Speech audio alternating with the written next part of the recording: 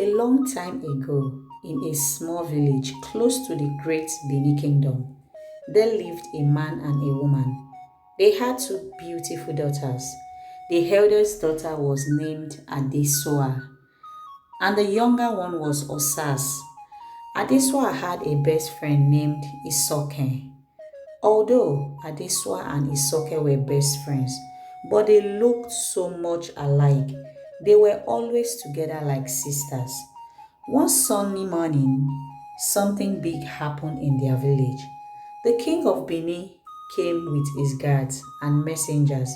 He had heard about Adesua's beauty and good character. The king stood before her parents and said, I want to marry your daughter Adesua. She will become my queen. Adesua's parents were happy and proud. They prepared for the wedding. There was music, dancing, food, and laughter. Everyone in the village came to celebrate.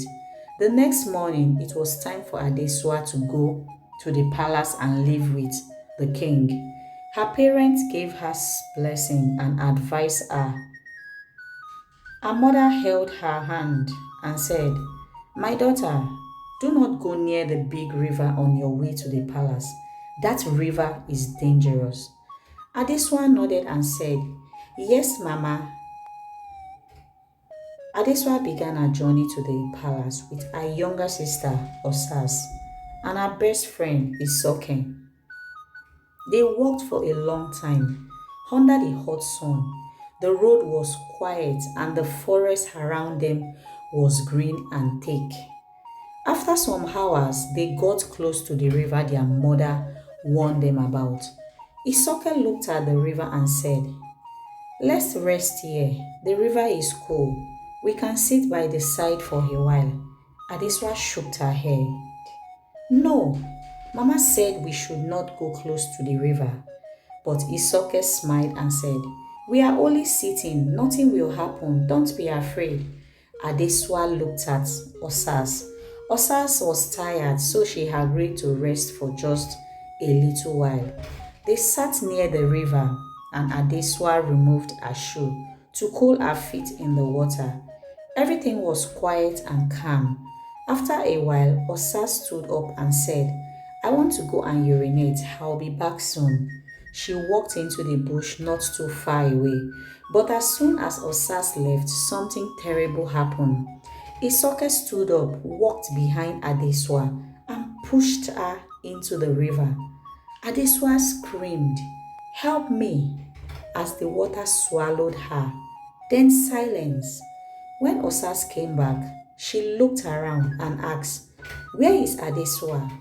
Isoke quickly turned to her and said with a serious face, Adeswa fell into the water. She is gone. If you tell anyone, I will tell the king that you pushed her. They will punish you, so keep quiet. Osas was scared. She began to cry, but she was too afraid to speak. Then Isoke did something shocking. She took Adeswa's royal clothes and wore them. She cleaned her face, fixed her hair and said, From now on, I am Adeswa. She held Osas by the hand and said, Let's go to the palace now. Remember, say nothing. And together they began to walk towards the palace. Osas walked beside Isoke with tears in her eyes. Her heart was heavy, but her mouth was shut. She kept hearing her sister's voice crying from the river. Help me, help me. But it was too late. Isoke has tricked them and now wore Adeswa's clothes. When they got to the palace gate, the king's guards saw them coming and shouted, The new queen is here. Isoke smiled sweetly and waved like a real queen. She held her head high and walked proudly into the palace. The king came out wearing his red beads and long royal robe. He smiled and said, My beautiful bride, you have arrived. Welcome to your new home. Isoke bowed and said softly, Thank you, my king. The king was surprised that his bride was looking different, but thought that probably he was overthinking.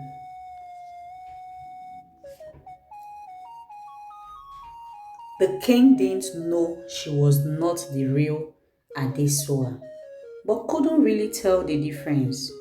Osa stood quietly behind them. Her eyes were red, but she kept silent because of the fear in her heart. Isoke had threatened her. Inside the palace, Isoke was treated like a queen.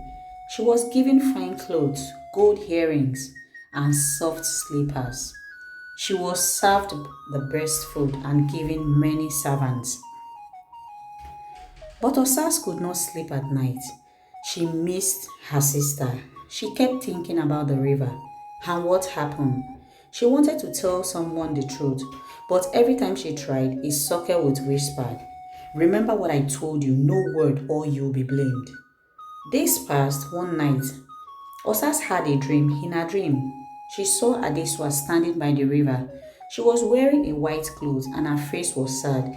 Adeswa said in the dream, "Osas, I am not dead. I am trapped in the river by a spirit. You must help me. You must tell the truth." Osas woke up with a loud cry. Her heart was beating fast. She looked around, it was still dark. That morning, she sat outside the palace, thinking hard. A kind old woman who worked in the palace kitchen walked by and saw Osas crying. The woman came close and said, "My child, what is troubling you? You looked sad." Osas looked around to see if Isoke was near. Then she whispered, "I want to talk, but I am afraid." The old woman touched her shoulder and said, "A heavy heart must speak, or it will break. Come with me." Osas followed the old woman into a small kitchen behind the palace. There, Osas began to speak, and she told the old woman everything. Osas cried as she told the old woman everything. How Isoke had pushed Adeswa into the river, how she wore Adeswa's clothes and pretended to be the queen, and how she threatened her and not to tell anyone. The old woman listened carefully. Her eyes were wide with shock. When Osas finished, the woman took a deep breath and said, "This is very serious, but thank you for speaking, my child. Now we must act fast before it's too late." She reached under her mat and pulled out a small bag filled with cowries, herbs, and white chalk. "I am not just a cook," she whispered. "I was once a river priestess. I know the spirit of the river you speak of. If your sister is still alive, we can call her back." Osa's eyes light up. "Really? You can help us save Adeswa?" The old woman nodded. "Yes, but we must go back to that river and we must go tonight when the moon is full. The river only listens when the night is quiet." That night, Osas and the old woman left the palace quietly. They carried a lantern, a pot of salt, a white cloth, and small bitter leaves. The old woman led the way through the dark forest, and soon they reached the river. The moon was shining bright, the water was calm, but as Osas felt afraid, the old woman spread the white cloth on the ground and began to chant. She threw cowries into the river and poured the salt water. Then she called out, "Spirit of the river, release the innocent one. Bring back Adesoa." Osas watched, her heart beating fast. Suddenly, the river began to bubble. The water moved in circles. A soft voice came from deep inside the river. "Osas! Osas!" It was Adesua's voice. Osas ran to the bank of the river and cried, "Sister, I am here. I am sorry I didn't speak earlier. Please come back." Then something amazing happened. A white light rose from the middle of the river, and slowly, gently, Adesewa came out of the river. Her clothes were wet, her hair full of leaves, but she was alive. Osas ran to her and hugged her tightly.